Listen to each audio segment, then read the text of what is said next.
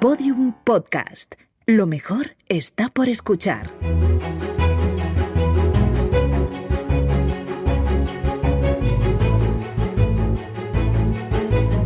Historia de España para selectividad. Un podcast de Juan Jesús Pleguezuelos.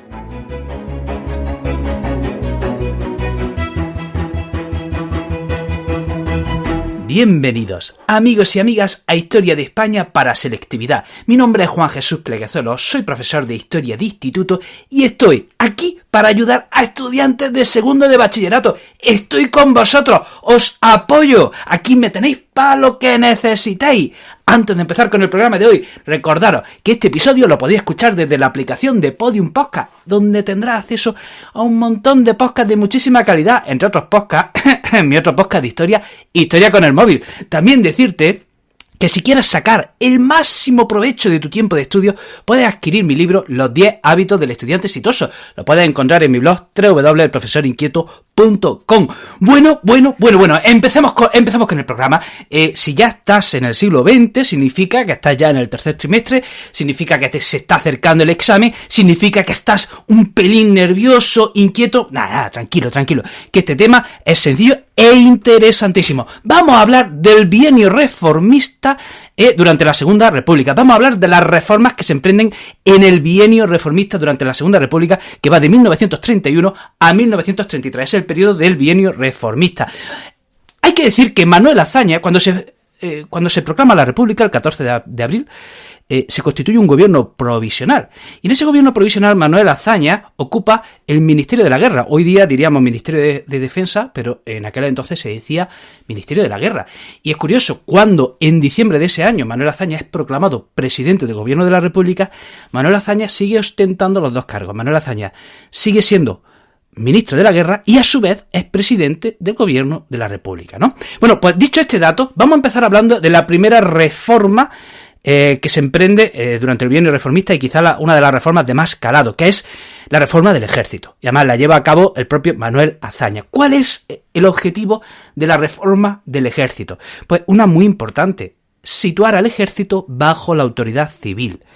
¿Qué te voy a contar, querido estudiante de segundo bachillerato? Ya sabes que si has estudiado todo el siglo XIX, seguro que sí, ya sabes que en España había una larguísima tradición de golpes de Estado, de pronunciamientos militares, donde los militares se meten en el poder, se inmiscuyen en el poder, forman gobierno, etcétera, etcétera. Entonces se pretendía que de una vez por todas los militares quedasen bajo la autoridad civil y no metiesen las narices en el gobierno. El gobierno tenía que ser para los civiles.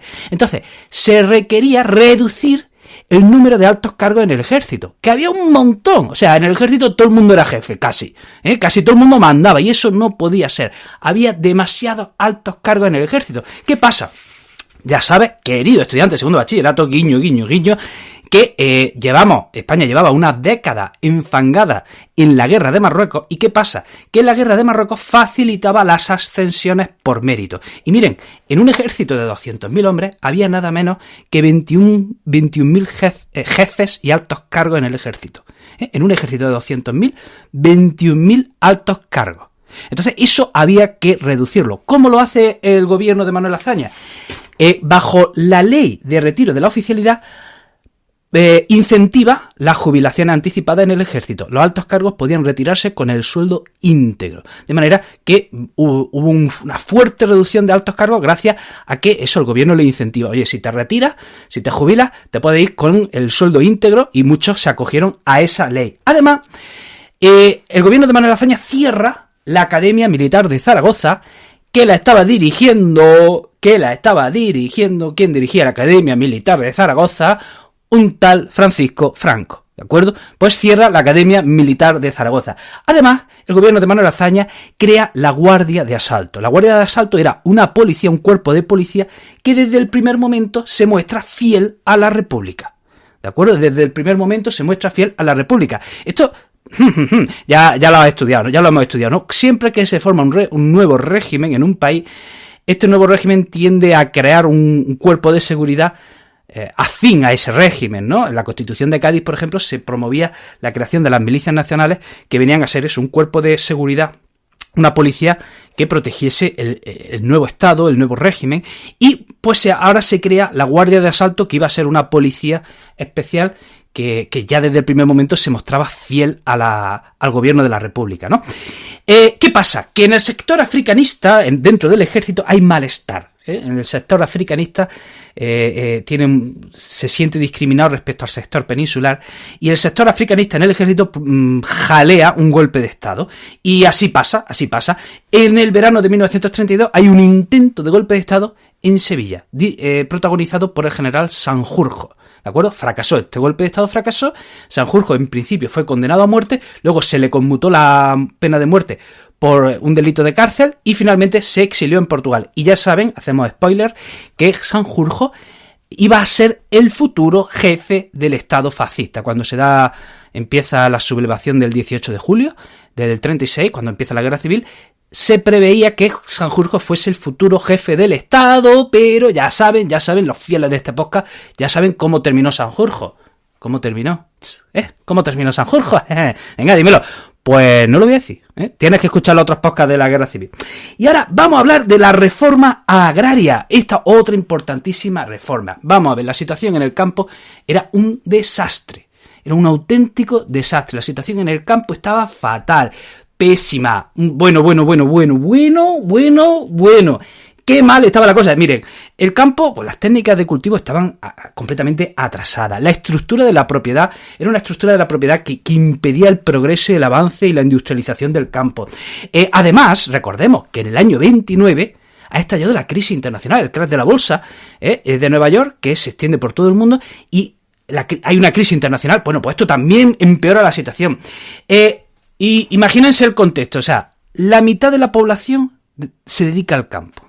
La mitad de la población española se dedica al campo. Además, en el sur de España, el 50% de la tierra está en manos de la oligarquía terrateniente, una oligarquía que no se preocupaba de sacarle partido a la tierra, que no se preocupaba de que los cultivos fuesen productivos, de que a veces ni siquiera cultivaban toda su tierra, no sacaban provecho a su tierra. O sea, era una situación, bueno, pues que había que meter el bisturí ahí y operar de urgencia, ¿no? Entonces, como hemos dicho, el objetivo era crear una clase media de pequeños propietarios.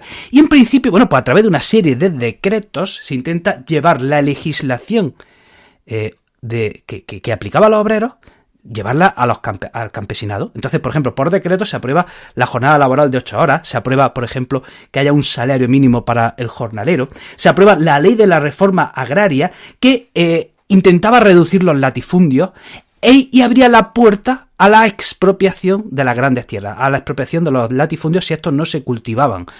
No podía ser que el terrateniente tuviese ahí una gran extensión de terreno sin cultivar. Entonces, la ley de la reforma agraria intenta reducir los latifundios y abre la posibilidad de que se expropien tierras si estas no se están cultivando. Para aplicar esa ley se crea el Instituto de la Reforma Agraria y, bueno, pues esta ley la verdad es que estaba muy bien pensada, muy bien planeada, pero como tantas cosas que hemos estudiado hasta ahora, ¿se aplicó bien o no se aplicó mal? Pues se aplicó mal, ¿no? O sea, se aplicó de manera lenta, ¿de acuerdo? Se aplicó de manera lenta, entonces no se obtuvieron los efectos deseados y hubo revueltas. Por ejemplo, en Casas Viejas hubo un choque entre campesinos y Guardia Civil. Vamos a hablar de otra reforma importantísima. Me estoy dando cuenta que estoy diciendo que cada vez que digo que hablo de una reforma digo que es importantísima, y es que es verdad. Todas las reformas que se intentaron emprender de alguna manera eran revolucionarias, querían hacer un punto y aparte respecto a lo que había antes, ¿no? Entonces vamos a hablar de la relación con la Iglesia Católica.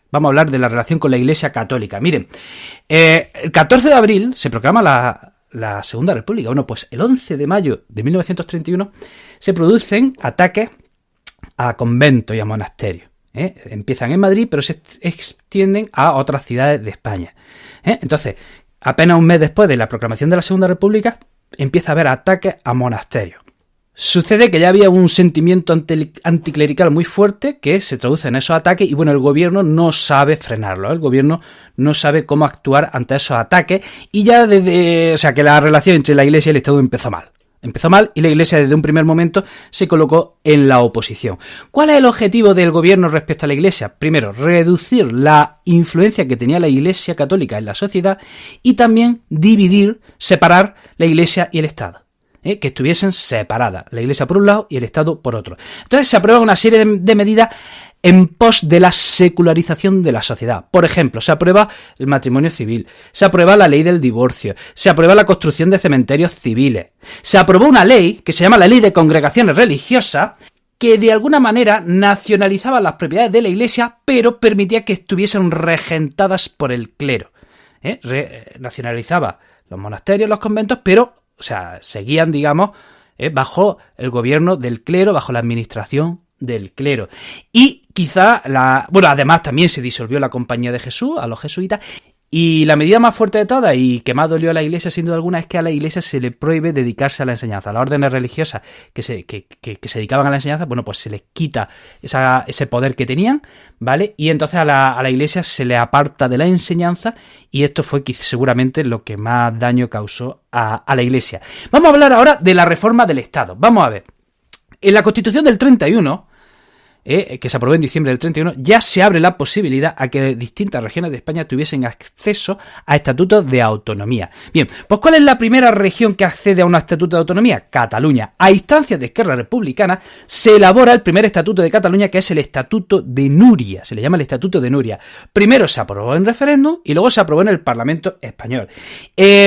Así se constituyó un gobierno en Cataluña que, como todos sabemos, se le llama Generalitat. Y esta Generalitat, bueno, pues tuvo acceso a numerosas competencias. Las primeras elecciones a la Generalitat de Cataluña se celebran en noviembre de 1932 y el primer presidente de la Generalitat de Cataluña es Francesc Macià. El Estatuto Vasco. Vamos a hablar qué pasa con el Estatuto Vasco. Aquí fue más complicado porque no había consenso, ¿de acuerdo? El primer proyecto de estatuto se llama Estatuto de Estella. ¿Y qué pasa? Que se echó para atrás el primer proyecto porque el gobierno de la República consideró que era demasiado confesional. Además, este primer estatuto incluía las 3 provincias vascas y Navarra rechazó ese proyecto. Luego se elabora otro proyecto de estatuto que iba para adelante y se aprobó ya iniciada la guerra civil. O sea, el Estatuto Vasco se aprobó ya iniciada la guerra civil, por lo tanto no pudo aplicarse.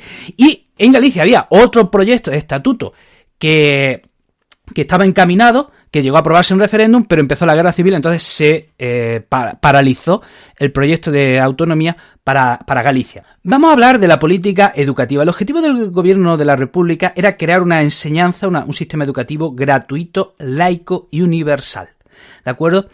Recordemos, a la Iglesia se la ha apartado de la enseñanza. La educación en España hasta entonces la tenía la Iglesia. Y a la Iglesia se le ha dicho que no puede, que no se dedica a la enseñanza, que está prohibido, punto. Entonces, ¿qué pasa? Que el gobierno tiene que hacer un gran esfuerzo para suplir ese gran vacío que ha quedado. Entonces se llegan a construir nada más y nada menos que 13.000 escuelas de primaria. Se aumentó el presupuesto en educación un 50%. O sea, el gobierno hizo un tremendo esfuerzo, ¿vale?, por llevar la educación a todas partes, para implementar un buen sistema educativo, para acabar con el analfabetismo que estaba muy extendido. También hubo otras políticas encaminadas a promover la cultura muy interesantes, como son las misiones pedagógicas, que trataban de llevar la cultura a los pueblos. Y entre esas misiones pedagógicas hubo una compañía de teatro muy, muy interesante, una famosísima compañía de teatro entre las misiones pedagógicas. ¿Cómo se llama esa famosísima compañía de teatro? La Barraca, donde estuvo Federico García Lorca. Y ahora vamos a hablar de las reformas laborales y sociales. El ministro Largo Caballero, aprobó una serie de reformas, pues encaminadas a mejorar la situación del obrero. Por ejemplo, aprueba la ley de contratos del trabajo, donde regula la jornada laboral y el trabajo de mujeres y niños. También aprueba la ley de jurados mixtos. La ley de jurados mixtos preveía crear un jurado donde hubiese patrones y obreros para arbitrar posibles conflictos. También aprueba la ley de asociaciones obreras, donde se regula el sindicalismo. Y bueno, hasta aquí el programa de hoy. Espero que te haya resultado útil, espero que te haya resultado interesante. Vamos, estudiante, por favor, estudia. Oye, que sí, que estás cansado. Pues no, ahora te escucha otro podcast y luego otro podcast y luego otro podcast. Así, never give up. Vaya, me he enrollado, lo siento. Te recuerdo que este episodio lo puedes escuchar desde la aplicación de Podium Podcast. También decirte que estoy hiperactivo en redes sociales. Puedes seguirme en todas ellas. En Facebook soy Juan Jesús Pleguezolo. En TikTok, Instagram y YouTube soy el profesor inquieto. Y en Twitter el profe inquieto. Querido amigo, querida amiga, te deseo lo mejor y nos vemos en el próximo episodio. Todos los episodios y contenidos adicionales en podiumpodcast.com. También puedes escucharnos en nuestros canales de Spotify, iTunes, iVoox y Google Podcast, y en nuestras aplicaciones disponibles para iOS y Android.